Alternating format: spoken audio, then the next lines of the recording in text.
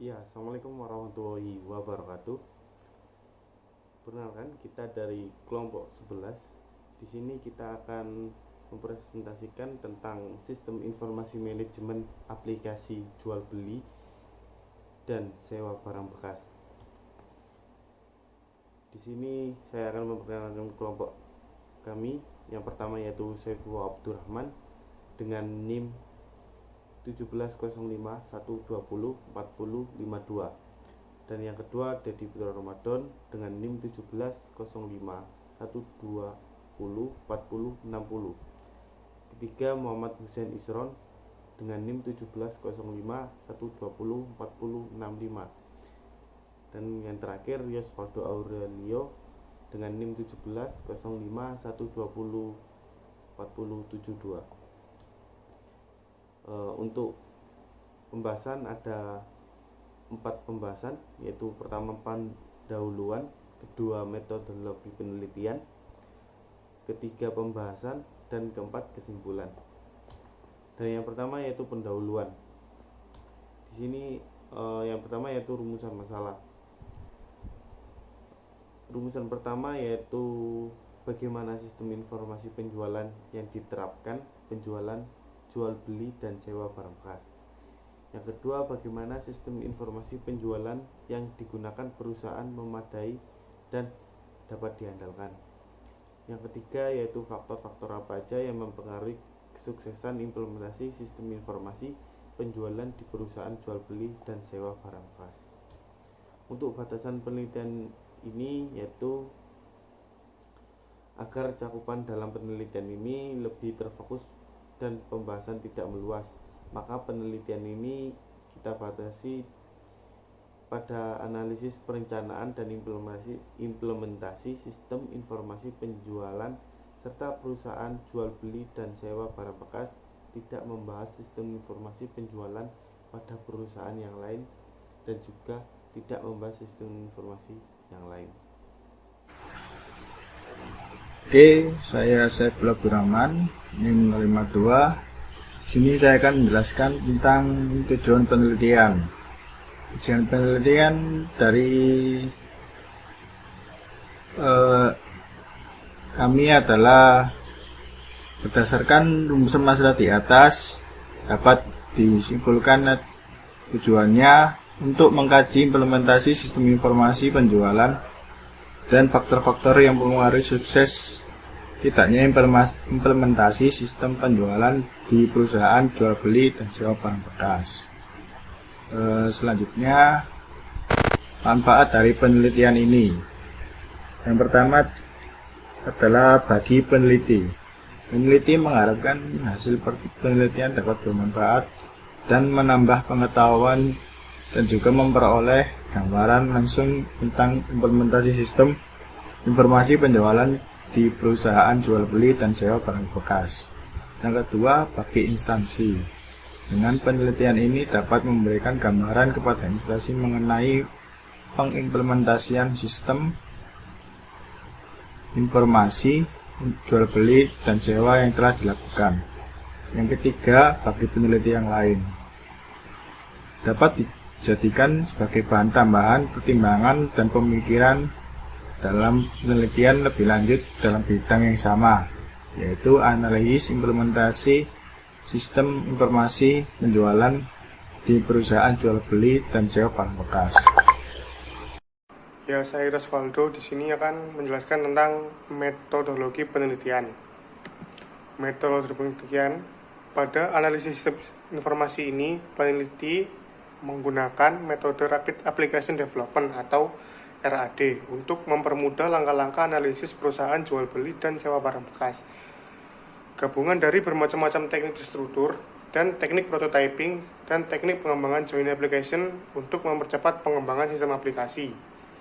Model pengembangan RAD juga disebut model pendekatan berbasis objek. Pengembangan ini menggunakan metode RAD dapat dilakukan dalam waktu relatif lebih cepat. Tahap penelitian. Yang pertama, rencana kebutuhan atau recruitment planning. Pada tahap ini merupakan hal terpenting, yaitu adanya keterlibatan antara perusahaan dan analisis. Yang kedua, desain sistem. Desain sistem ini digunakan untuk mempermudah user menggunakan aplikasi tersebut. Yang ketiga, implementasi. Tahapan ini adalah tahapan programmer yang telah mengembangkan desain yang sebelumnya tadi dibuat untuk disetujui oleh user dan sistem analis. Masuk ke dalam tahap pembahasan. Pembahasan yang pertama, kita akan membahas aplikasi sistem informasi. Sistem informasi manajemen atau SIM adalah sistem perencanaan bagian dari pengendalian internal perusahaan yang meliputi pemanfaatan manusia, dokumen, teknologi, dan prosedur oleh akuntansi manajemen perusahaan untuk memecahkan masalah bisnis seperti biaya produk, layanan, dan suatu strategi bisnis. Dalam aplikasi jual beli dan sewa barang bekas ada beberapa aspek yang perlu diketahui. Yang pertama ada subsistem, yaitu pelaku atau komponen yang terdapat pada aplikasi ini adalah pembeli, penjual, dan administrator. Selanjutnya input aplikasi. Dalam input aplikasi ada beberapa fungsi: input data register login penjual atau pembeli, kemudian memilih barang yang dijual atau disewa dari pembeli, top up saldo untuk kartu ke kasir dari pembeli, memasukkan data barang yang dijual atau disewa dari penjual, memperoleh data iklan dari administrator, mendapatkan data transaksi dan data master dari administrator. Proses aplikasi. Sebenarnya proses aplikasi ini ada beberapa fungsi, di antaranya penyimpanan data akun yang terregister, pemrosesan data akun yang sudah terregister untuk login, sinkronisasi proses barang yang dipilih dari pembeli dengan jumlah barang dari penjual, kemudian kalkulasi nominal transaksi jual beli atau sewa, integrasi proses top up saldo pembeli dengan sistem. Kemudian output aplikasi. Di output aplikasi ini fungsinya ada fungsi pembuatan laporan jual beli dan sewa dan transaksi sukses. Yang terakhir ada feedback atau timbal balik. Dari aplikasi ini pembeli dan penjual akan sama-sama mendapatkan keuntungan dengan mempermudah penggunaan dan memperkecil biaya sehingga pelaku transaksi mendapatkan manfaat. Lanjut ke pembahasan kedua, ada manajemen sistem informasi. Dalam pembentukan suatu perusahaan yang terstruktur, perlu melakukan manajemen yang baik. Manajemen adalah proses perencanaan, pengorganisasian, dan penggunaan sumber daya organisasi agar mencapai tujuan perusahaan yang telah ditetapkan. Berikut adalah struktural dari manajemen informasi. Diklasifikasikan menjadi 4. Yang pertama ada manajemen puncak yang diduduki oleh CEO atau Chief Executive Office dari perusahaan jual beli sewa barang bekas. Kemudian manajemen menengah ada CTO, Chief Technology Officer sebagai penanggung jawab atas sistem informasi aplikasi, CFO atau Chief Financial Officer sebagai penanggung jawab atas keuangan perusahaan, COO atau Chief Operating Officer yang bertanggung jawab atas operasional perusahaan. Yang ketiga ada manajemen lini pertama, yaitu administrator sebagai pengawas dan pengolah sistem di bawahnya. Dan yang terakhir, klasifikasi terakhir, ada manajemen operasional, terdiri dari pegawai dan karyawan teknis sebagai petugas lapangan terkait maintenance teknis aplikasi sistem informasi. Lanjut ke pembahasan ketiga, ada sistem pengolahan transaksi. Sistem pengolahan transaksi atau transaction processing system adalah sistem yang menjadi pintu utama dalam pengumpulan dan pengolahan data pada suatu perusahaan. Sistem yang berinteraksi langsung dengan sumber daya, misalnya pembeli, adalah sistem pengolahan transaksi, di mana data transaksi sehari-hari yang mendukung operasional perusahaan dilakukan. Tugas utama SPT adalah mengumpulkan dan mempersiapkan data untuk keperluan sistem informasi yang lain dalam perusahaan. Misalnya untuk kebutuhan sistem informasi manajemen atau kebutuhan sistem informasi eksekutif. dalam SPT jual beli dan sewa berbasis website ini dilakukan dengan cara pemrosesan online melalui website. Jadi tidak ada penundaan untuk pemrosesan dalam basis online ini dan setiap transaksi yang terjadi akan segera dibukukan.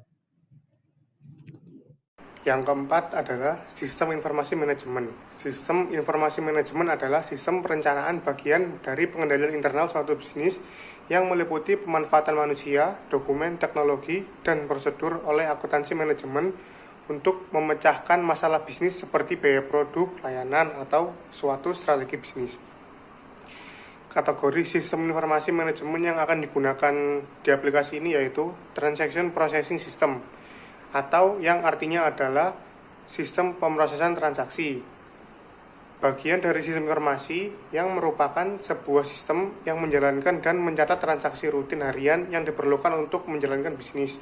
Contohnya adalah seperti memasukkan pesanan penjualan, pemesanan hotel, penggajian, pencatatan karyawan, dan pengiriman. Yang kelima, Decision Support System atau yang biasa disebut dengan DSS.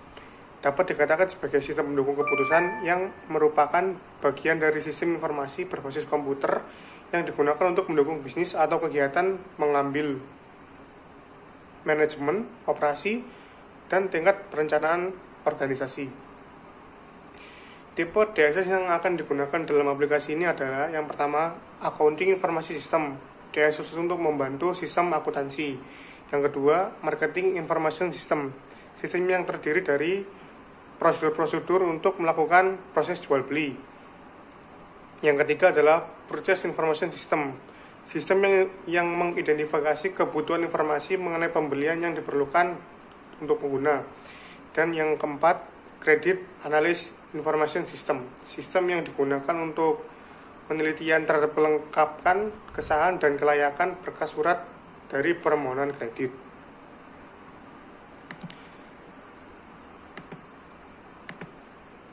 Yang keenam adalah Expert System. Sistem pakar atau Expert System adalah sistem yang berusaha mengadopsi pengetahuan manusia ke komputer agar komputer dapat menyelesaikan masalah seperti yang biasa dilakukan oleh para ahli. Dan sistem pakar yang baik dirancang agar menyelesaikan suatu permasalahan tertentu. Yang akan kami gunakan manfaatnya dari Expert System adalah yang pertama monitoring. Monitoring ini berfungsi untuk pengecekan barang yang akan dijual. Yang kedua, instruksi, membantu pengoperasian aplikasi bagi pengguna baru. Yang ketiga adalah diagnosis, fungsinya adalah untuk membantu menyelesaikan masalah transaksi. Kali ini saya meneruskan apa yang diterangkan oleh teman saya tadi, yaitu tentang sistem informasi eksekutif di aplikasi jual beli dan sewa barang bekas. Di sini sistem informasi eksekutifnya membantu eksekutif menemukan data yang sesuai dengan kriteria yang ditetapkan pengguna dan mempromosikan informasi berbasis wawasan dan pemahaman, tidak seperti presentasi sistem informasi manajemen tradisional. ACE ini dapat membedakan antara data penting dan data yang jarang digunakan, serta melacak berbagai kunci penting kegiatan untuk para eksekutif, baik yang sangat membantu dalam mengevaluasi jika perusahaan mengadakan pertemuan untuk membahas tujuan perusahaan. Setelah menyadari keuntungannya, para eksekutif ini menerapkan ACE di banyak wilayah, terutama manufaktur, pemasaran, dan daerah keuangan.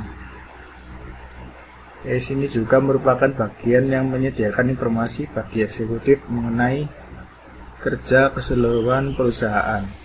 Jadi CEO dari bisnis jual beli dan sewa barang bekas ini menganalisis dan menyajikan informasi pada stasiun kerja para pengambil keputusan seperti CTO, CFO, dan COO yang memberikan gambaran jelas padanya mengenai standar penting serta kejadian-kejadian sebelum terlambat untuk menanganinya.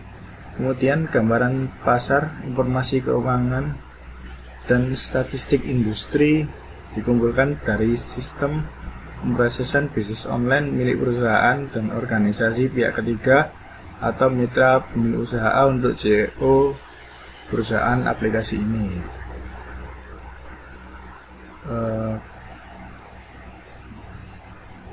Kemudian ada sistem informasi geografis. Sistem informasi geografis ini sendiri merupakan sistem komputer yang berfungsi untuk membangun, menyimpan, mengelola, menampilkan informasi preferensi geografis seperti data diidentifikasikan berdasarkan lokasi di dalam database. Jadi tentunya kita memerlukan komponen utama untuk menjalankan sistem informasi geografis atau SIG, yaitu perangkat keras atau hardware, perangkat lunak atau software, data, dan manusia. Selanjutnya, otomasi perkantoran. Otomasi menurut kamus berarti pergantian tenaga manusia dengan tenaga mesin yang dilakukan secara otomatis, sehingga tidak memerlukan lagi pengawasan.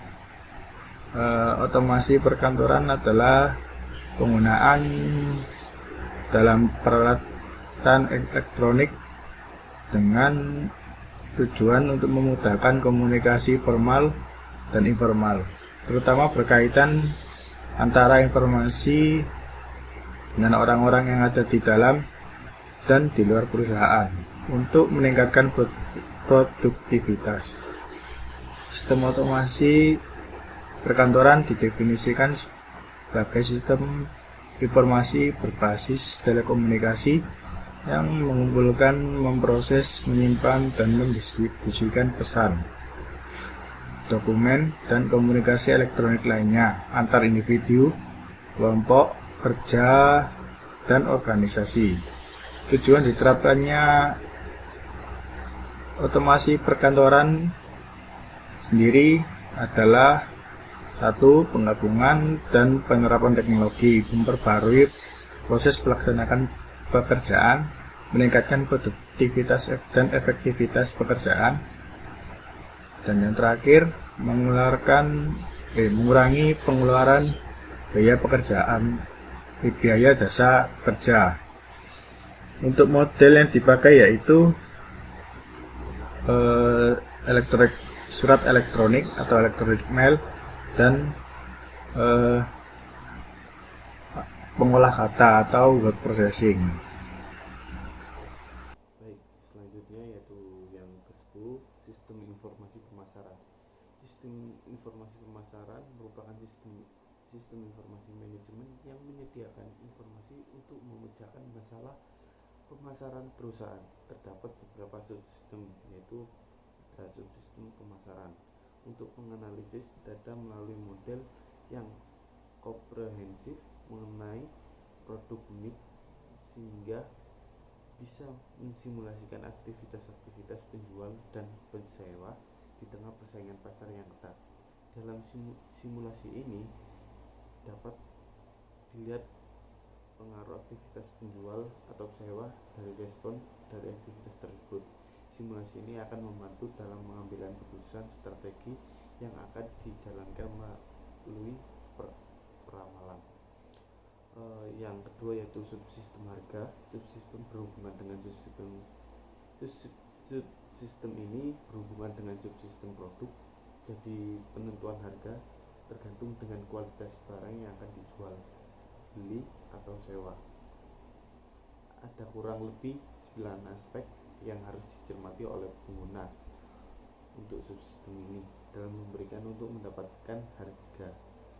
Berikut aspek tersebut. Pertama yaitu kualitas tinggi dan harga tinggi. Yang kedua kualitas tinggi dengan harga menengah. Ketiga kualitas tinggi dan harga murah. Keempat kualitas menengah dengan harga tinggi. 5 yaitu kualitas menengah dengan harga menengah. Kualitas 6 kualitas menengah dengan harga murah. 7 kualitas rendah dengan harga tinggi.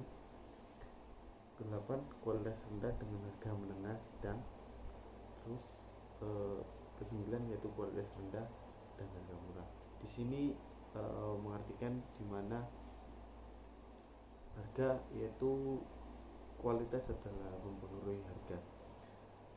Semakin baik barangnya, semakin mahal juga barangnya.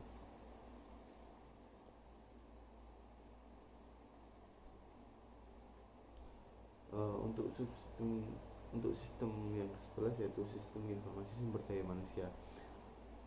Sistem informasi sumber daya manusia adalah sistem yang bertugas untuk mengumpulkan dan memelihara data yang menjelaskan sumber daya manusia, mengubah data tersebut menjadi informasi, dan melaporkan informasi itu kepada pemakai, di mana data-data yang diperoleh tersebut merupakan data dibutuhkan oleh sebuah perusahaan untuk meningkatkan keputusan. SDM, fungsi sumber daya manusia, memiliki beberapa kegiatan utama, yaitu perekrutan dan penerimaan SDM. Juga bisa membantu untuk menerima pegawai baru ke perusahaan. Sumber daya manusia selalu mengikuti perkembangan terakhir dalam peraturan pemerintah yang dapat mempengaruhi praktek kepegawaian dan juga bisa menasihati CEO untuk menentukan kebijakan yang sesuai. Kedua, pendidikan dan pelatihan. Selama periode kepegawaian, seorang SDM dapat mengatur sebagai program pendidikan dan pelatihan yang diperlukan untuk meningkatkan pengetahuan dan keahlian kerja pegawai sesuai dengan bidang yang ada di perusahaan. Yang ketiga, manajemen data. SDM menyimpan database yang berhubungan dengan pegawai dan memproses data tersebut untuk memenuhi kebutuhan informasi penjual dan pembeli. Yang terakhir, kesimpulan. Berdasarkan hasil analisis kami terhadap sistem informasi manajemen jual beli dan sewa barang bekas, ada beberapa hal yang bisa kami tarik kesimpulan. Yang pertama, sistem informasi manajemen yang diterapkan memiliki beberapa fungsi yang dapat digunakan untuk membantu proses bisnis yang ada di perusahaan.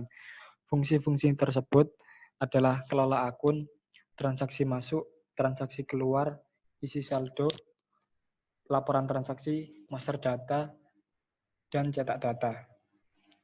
Yang kedua, dengan sistem yang akan diterapkan ini memudahkan administrasi untuk memproses data penjual atau pembeli dan pembuatan laporan pemesanan, transaksi pembayaran, dan retur. Sistem yang telah terkomputerisasi dapat mengurangi kesalahan, khususnya dalam proses perhitungan. Yang ketiga, ada 3 faktor yang mempengaruhi peningkatan sistem informasi penjualan di perusahaan jual beli dan sewa barang bekas. Yang pertama, ada perhatian dan dukungan dari pihak manajemen perusahaan yang kompeten dan terstruktur. Yang kedua, perencanaan yang matang pada saat pengembangan sistem informasi penjualan. Dan yang ketiga, implementasi pemenuhan sistem informasi sesuai kebutuhan sistem. Dan untuk saran dari analisis yang telah kami simpulkan, bahwasanya implementasi sistem informasi penjualan belum bisa memberikan kontribusi yang besar bagi perusahaan. Maka analisis ini memberikan saran agar perusahaan jual beli dan sewa barang bekas melebarkan pasarnya ke developer perangkat mobile seperti Android dan iOS. Demikian analisis sistem informasi manajemen yang bisa kami sampaikan. Kurang lebihnya kami mohon maaf. Wassalamualaikum warahmatullahi wabarakatuh.